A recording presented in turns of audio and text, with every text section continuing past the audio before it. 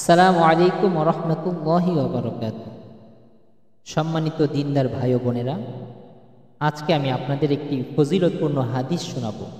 যে হাদিসটি যদি আমরা শুনি এবং আমল করি, তাহলে আমাদের দুনিয়ার জীবনে যেরকম সফলতা আসবে, আখিরাতেও আমাদের জন্য অনেক বিরাট পুরস্কার রয়েছে। তাই আসুন হাদিসটি আমরা শুনি।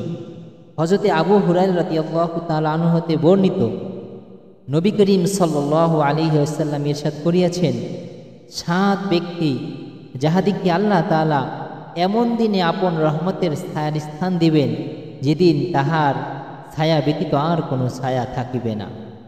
নাম্বার 1, ন্যায়পরায়ণ বাদশাহ। নাম্বার 2, সেই যুবক যে যৌবনে আল্লাহ তাআলার ইবাদত করে। নাম্বার 3, সেই ব্যক্তি যাহার অন্তর সর্বদা মসজিদের সহিত লাগিয়া থাকে। এমন 2 ব্যক্তি যাহারা আল্লাহ তাআলার জন্য পরস্পর মহব্বত রাখে এবং আল্লাহ তাআলার কারণেই আবার পৃথক হয়।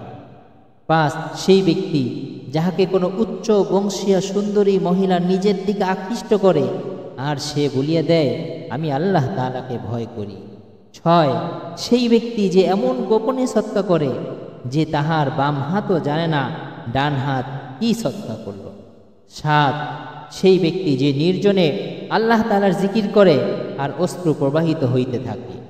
আল্লাহ রাব্বুল আলামিন এই 7 শ্রেণীর অন্তর্ভুক্ত হওয়ার আমাদেরকে তৌফিক দান করেন। আমিন।